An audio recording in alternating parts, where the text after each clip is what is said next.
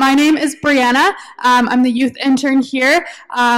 So I live in Abbotsford. It's kind of a tiny little town. But I'm in my second year at Summit Pacific College. And so it's a Bible college. And so I'm in pastoral theology. And so basically what that means is that I'm in school to become a pastor. Anyone? I can't really see you guys, but I think I see some hands like around. Yeah, is anybody the youngest? Yeah, a couple of you? Okay, so for those of you that are the youngest, did your siblings make you do like super awful things sometimes and like convince you that it was going to be super awesome? Yeah, anybody? Yeah, I see a hand. Yeah, okay. So that happened to me sometimes. Like me and my siblings were really close, but also like my sister, she's 5 years older than me, and my brother's like 3.5 years older than me. Do any of you remember my brother Marcus? He spoke like way back in September. Oh yeah, come on. Yeah, give him some love. Yeah, so he's like 3.5 years older than me, and all throughout our growing up, like me and Marcus were like best friends. Like we were so close. But also, Marcus was still my big brother. And so sometimes he made me do some, like, super awful things by telling me, like, oh, Bree, this is going to be super great, and you're going to love it. Like, totally do this. And because I loved my brother, I would say yes to him every single time. And I would never learn because I was a little kid, and he was my big brother, and I thought he was super cool. But I never learned, and I always said yes. And so I remember this one time, and I actually told him today that I was going to tell this story, and he didn't even remember it. And so that's how scarring this was for me, and he didn't even remember. So clearly he did this to me a lot, and I just went along with it all the time. But anyway, so I remember being at this restaurant in Kamloops where we used to live, and I remember being there, and I, like, in my head, there was, like, a lot of people there with us, but I don't know if that's true or not because I was probably, like, 8 years old. And I'm, like, literally probably the whitest person you will ever meet. Like my family's Dutch, guys. That's pretty much as white as you can get. And so, like, spicy food is like a no-go for me. And so I was like 8 years old, you know, super naive and cute and whatever. And we're at this restaurant, and my sweet big brother comes to me, and he says, hey, Bree, like, you should try this jalapeno. Like, I think you'll really love it, and it's going to be really awesome for you. It, like, is so delicious. Like, I love them, so you're probably going to love them too. And I'm like, wow, Marcus, I really trust you. Like, I'm going to say yes to you, because that's a great idea. So I said yes, ate this jalapeno. It was literally, like, the smallest piece ever. Like, it was so tiny. And I ate this jalapeno, and literally I was crying. I was crying because I thought that it was so spicy. And I had said yes to Marcus because I trusted him. It didn't turn out very well. And the story that we're going to talk about today is found in Acts 9. So if you have your Bibles, you can turn there with me. And this story has kind of a similar theme, but a completely different outcome. It has actually the opposite outcome, where somebody said yes, and it actually ended up working out really well for them. And so, yeah, if you want to turn to Acts 9 with me, we're going to be talking about a guy named Ananias. Has anybody ever heard of him before? I don't see if anybody has their hands up, so maybe none of you have. That's okay, because we're going to be talking about him today. And so basically what's happening in Acts 9 right now, so Jesus has gone back into heaven, and now the disciples are doing their thing, and they're leading the church, and they're going around and they're telling people about Jesus, and people are getting saved, and lives are being transformed, and it's awesome. But there's also a lot of what's called persecution. And so persecution is when people that don't like Christians like come against them and try and hurt them and try and stop them from telling others about Jesus. And so there was this guy whose name was Saul, and he was like the biggest persecutor of all Christians. Like, he was killing people for telling others about Jesus, and he was killing people that believed in Jesus. And so Saul was like this known guy, and people were really afraid of him. And so one day, Saul was on his way to this place called Damascus because he had just gotten, like, approved to go and kill all these Christians by the high priest. And so Saul is on his way to this place called Damascus. And as he's going along, Saul is going along the road to Damascus, and a light from heaven shines around him. And there's this voice that he hears saying, "Saul, Saul, why are you persecuting me?" And Saul's like, "What on earth is going on? Who is this?" And Saul says, "Who are you, Lord?" And the voice says, "I am Jesus, whom you are persecuting. But rise and enter the city, and you will be told what you are to do." And so Saul stands up, and he keeps going into Damascus. But when he stands up, he realizes that he can't see, and he's gone blind after this encounter with Jesus. And so Saul goes into Damascus, and he's led by the other people with him. And so this is where we meet Ananias in verse 10. And so it says, "Now there was a disciple at Damascus named Ananias. The Lord said to him in a vision, 'Ananias.' And he said, 'Yes, Lord.' And the Lord said to him, 'Rise and go to the street called Straight, and at the house of Judas, look for a man of Tarsus named Saul, for behold, he is praying. And he has seen in a vision a man named Ananias come in and lay his hands on him, so that he might regain his sight.' But Ananias answered, 'Lord, I have heard from many about this man, how much evil he has done to your saints at Jerusalem.'" And so we see this conversation between Ananias and Saul. And usually this story is super focused on Saul and his life transformation, which definitely isn't a bad thing, and there's definitely a lot that we can learn from Saul. But today we're going to focus on Ananias' obedience and how he helped to change the life of someone else, which for Ananias was Saul. Because Saul was literally killing people like Ananias, because it says in verse 10 that Ananias was a disciple, which meant that he was a follower of Jesus. And so Saul was literally killing people like Ananias. And so Ananias was probably terrified to be obedient. I know I would have been. I would have been so scared, and I probably wouldn't have been like Ananias, because Ananias said yes, and that's like a super crazy and scary thing to do. But he said yes anyway. And so there are a few things that we can learn from Ananias' story that end up having a huge impact on one of the most influential leaders in the New Testament. And because Ananias was obedient, it affected someone else who then went on to write a third of the New Testament, which is like the second half of the Bible. And the person that Ananias affected went on to preach the word of God to thousands, all because he was obedient and all because he said yes. And so the first thing that we see from Ananias' story is that he said yes. Because God called, and Ananias answered right away. And he was right there, and he said, "Yes, Lord, like here I am, tell me what to do." So we see that in verse 10 to 13. And it says, "Now there was a disciple at Damascus named Ananias. The Lord said to him in a vision, 'Ananias.' And he said, 'Yes, Lord.' And the Lord said to him, 'Rise and go to the street called Straight, and at the house of Judas, look for a man of Tarsus named Saul, for behold, he is praying.'" God had a plan for Ananias' life, and he wanted to use him, but Ananias had to say yes to make that happen. And God gives us a choice to be obedient or not. Ananias wasn't forced into saying yes to God. Ananias wasn't like pressured by his friends to say yes to God or anything. No, he said yes right away, and he chose to be obedient. Ananias also did not ignore God or pretend like he didn't hear him. He answered right away, and he was there, and he was ready. And how often do we not answer when God calls us? And how many times have we pushed it away? Because I know I have before. God will call you and say something to you, and you say, "Oh no, like that can't be God. That's just my own head. There's no way God would be talking to me." Or God will call us, and we'll just pretend like it didn't happen, and we'll know in our hearts that it's God, and that God is the one speaking to us, but we'll ignore it anyway and pretend like it wasn't there. So maybe you need to say yes when God calls you to talk to that kid that no one talks to, even though you're afraid of what your friends will think. Or maybe you need to say yes when God calls you to stop the gossiping between your friends. These are very real and very scary things that God can call us to sometimes.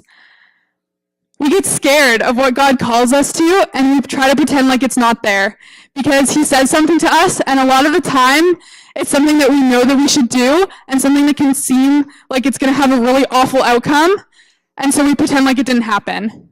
But really, if God is calling you to do something, it means it has a purpose. And if God is asking you to do something, it means it could impact somebody else or even yourself. So say yes, guys. It's almost like sometimes we ignore God and hope he's going to go away. But if I can just tell you one thing, he's not going to. He's going to keep asking, and he's going to keep calling. And so Ananias actually did the opposite of that, which takes a lot of bravery and a lot of courage. And he answered God immediately and said yes to whatever it was that God was asking him to do. God hadn't even told him yet what he wanted him to do, and he had already said yes. He had already said, "Here I am." Ananias was open to what God had for him, and he listened to what God wanted. When we are like Ananias and answer God right away, we open ourselves up to what he's calling us to. When we say yes, like Ananias, and listen to what God is asking us to do, it could change your life and someone else's life. And so the next thing we see in Ananias' story is that Ananias said yes, even though he was scared. And so this is found in verse 13, where Ananias says, "Lord, I have heard from many about this man, how much evil he has done to your saints at Jerusalem."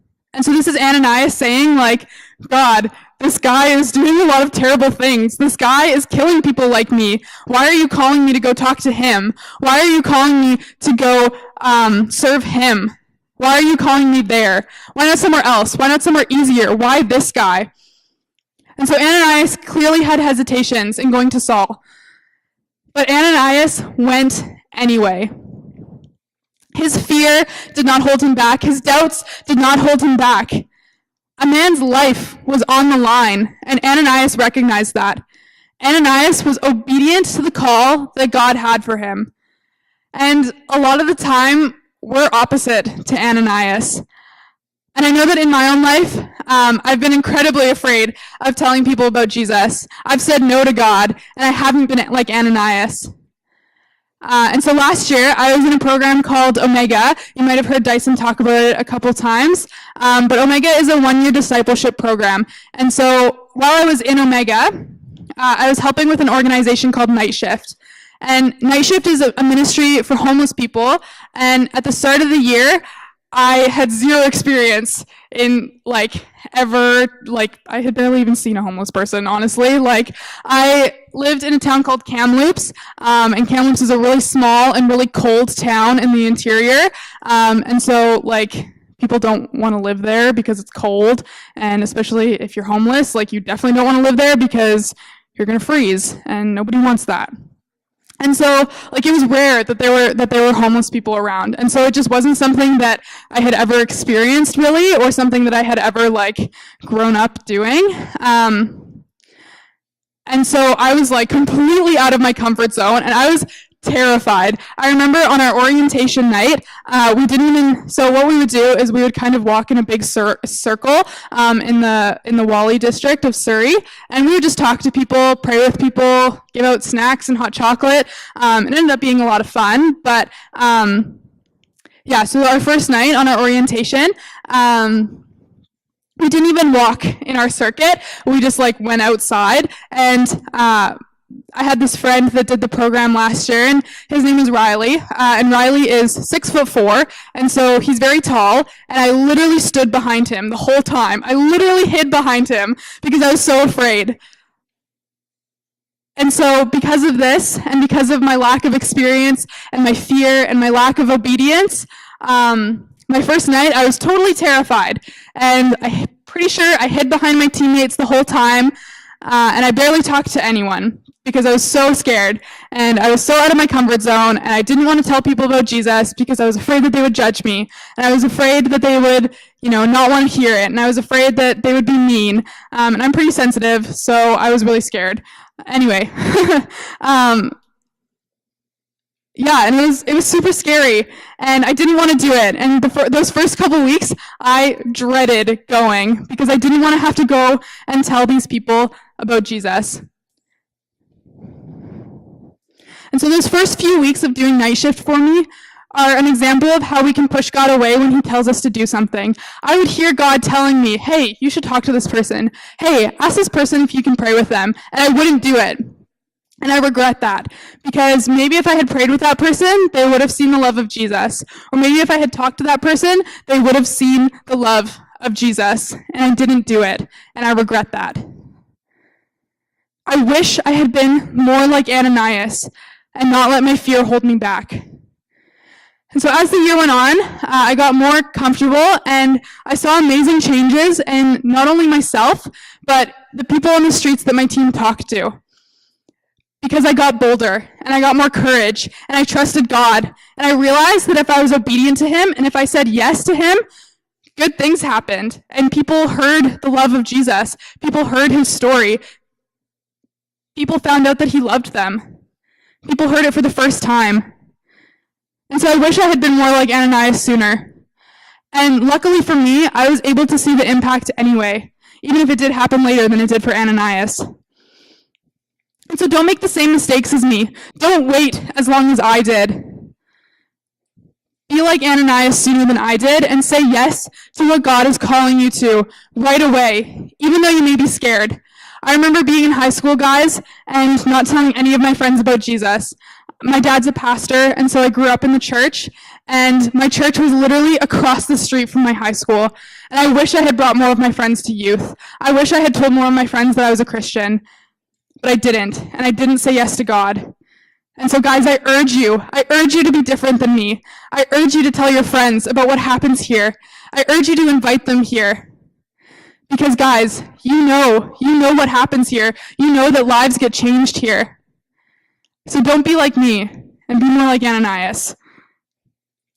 Because Ananias went, even though he was afraid, and it meant that he had great faith. And guys, your faith level has to be higher than your fear level. Okay, your faith level has to be higher than your fear level. Because when your faith level is higher, you do amazing things for his kingdom. And when your faith level is higher, you can trust in God. And when your faith level is higher than your fear level, your life will be changed. Ananias did not let his fear compromise his obedience to God. I did this over and over and over in my life. I let my fear compromise my obedience, and I wish I hadn't, because my life and my past would have looked so different if I had just listened. If I had just said yes when God was calling me to what he called me to do. My life would have looked completely different than it did. But I didn't do that. And so, guys, I'm here today to tell you to do it anyway, to say yes anyway, even when you're afraid. I know that it's hard, and I know that it's so, so scary. I'm still in the same place. I still get afraid. I still don't want to say yes to God, because being obedient is hard. It's hard, guys. I know it. I know it is. But I believe that you can do it. And I believe that when you're obedient and when you say yes, amazing things happen and lives get changed. Ananias saw that for Saul, because when Ananias was obedient and he said yes, he went to Ananias, this man who had been killing people like him, and he went to him and he prayed with him, and Saul got healed. Because remember, he went blind as soon as Jesus talked to him, because he needed to learn what was happening. He needed to learn who Jesus was, because God was going to use him to do incredible things. So Ananias went and he prayed for Saul, and Saul was healed and he could see again. And Saul found the love of Jesus. And then Saul later became Paul, who then went on to preach to thousands, and he wrote a third of the New Testament. All because Ananias was obedient.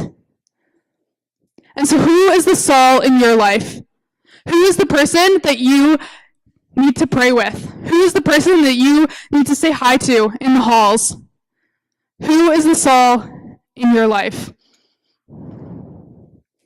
And I get it, guys. High school is really, really tough. I understand that. I went through it not too long ago. I get it. It's hard. People can be mean. It's hard to talk about your faith. I get it. You guys go through some really, really tough stuff. But tonight, I want to challenge you. And I want to challenge you to be like Ananias and say yes to God when he calls you and when he pulls on your heart. And yeah, like I said, I'm still right there with you in the fear of saying yes.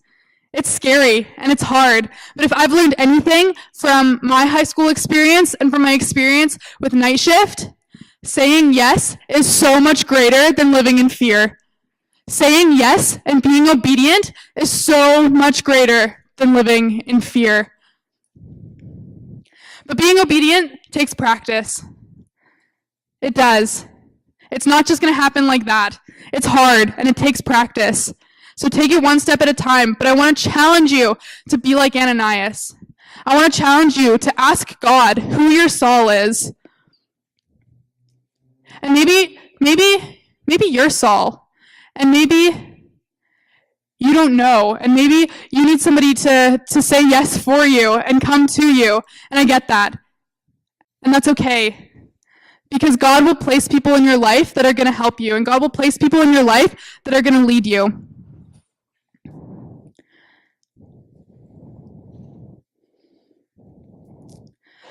So I've learned that I don't want my fear to hold me back from an impact that I could make on someone else. Because that's what happened for Ananias. Ananias was obedient, and his obedience caused an impact for somebody else. And that somebody else impacted another person, and another person, and another person, and lives were changed, all because of Ananias saying yes. And maybe if Ananias didn't say yes, God probably wouldn't have used him.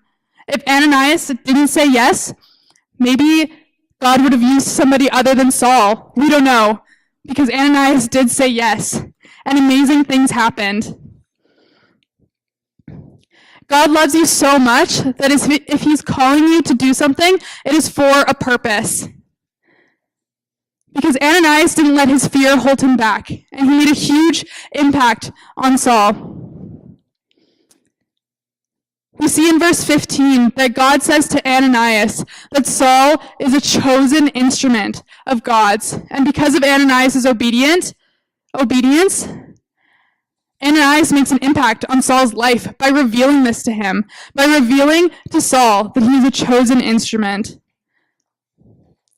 And when we look at this, we can see that Ananias was also a chosen instrument. And I believe that each one of you is a chosen instrument, and that each one of you can make an impact in your high schools. Each one of you can make an impact at your jobs and in your families. And so whose life could you be impacting this week? Who is your Saul? Maybe you're going to impact your friend group, or your teachers, or your family, because you've said yes to God and you aren't letting fear hold you back. Because when you say yes, you impact those people. You impact the people that you love. And so I want to challenge you to say yes. It was probably really, really hard for Ananias to be obedient and to say yes. But again, if he hadn't, he might not have healed Saul. Saul might not have ever known who Jesus is. Or Saul might not have written the majority of the New Testament. So what do you need to say yes to God about? What is he calling you to do? Whose life could you be impacting this week? Because Ananias did say yes, and it made an impact. Because we see throughout the rest of the New Testament, through so much of the Bible, we see the effects of Ananias' answer. We see the effects of his yes. And so are you going to see the effects of your yes? Are you going to see it in your high schools? Are you going to see it in your jobs? Are you going to see it in your families? Because I didn't see it in mine. Because I didn't say yes. And so I didn't get to see the impact that I could have made on my high school and on my friends. Because I was too scared. And I had too much fear to do anything about it. And I regret that, you guys. I regret that I made it to graduation and not inviting any of my friends to church. I regret that I made it to graduation and not one of my friends got saved because I didn't tell them. Because I didn't tell them what I had experienced. And I regret that. And I don't want you guys to have the same regrets as I do. And so whose life could you be impacting this week? Who is your Saul? Because I can think of 5, 10, 20, even still in my life. And so this is a challenge for me too, guys. Because it's still hard. But it takes practice. Saying yes takes practice. And so whose life could you be impacting this week? What do you need to say yes to? Maybe it's your own life. Maybe it's not about somebody else. Maybe it's about saying yes to God and just letting him speak to you and feeling his presence and letting him change your heart. Because sometimes we're Saul, and Saul had to say yes too, because it's a choice. And so maybe you need to impact your life by saying yes. So, what do you need to say yes to? Who could you be impacting this week? And so we're going to take a couple minutes, and we're going to think of those people. We're going to think of what's going on in our own lives. We're going to think of what or who we need to say yes to. And so I want you to ask him to lead you this week and to show you what you need to say yes to, and to ask him for the courage to be obedient, because it takes courage. It's hard, and it's scary, and I get it. But guys, I believe that you can make an impact in your schools and in your friends and in your own lives by saying yes to God and by being obedient. I believe it, you guys, and I hope that you do too, because God loves you so much, and he has a plan for your life. And he is calling you to good things, and he is calling you for a purpose. And so when you hear that little voice in your head that you're not sure if it's yours or if it's God's, act on it. Act on it anyway. Practice. Do it anyway, even though you're scared. That's what Ananias did. Do it anyway. So who's your Saul? And who could you be impacting this week? I'm going to invite the band back up. And we're going to move into a time of worship again. And while we are, I just want you to think about who it is that you might be impacting this week. I want you to ask God to show you what you need to say yes to. Because I believe it, you guys. I believe that you can make an impact. I believe that you can make a difference. And so ask him. Ask him who your Saul is. And if it's your life that you're impacting, ask him to reveal what's on your heart to you. Ask him to speak to you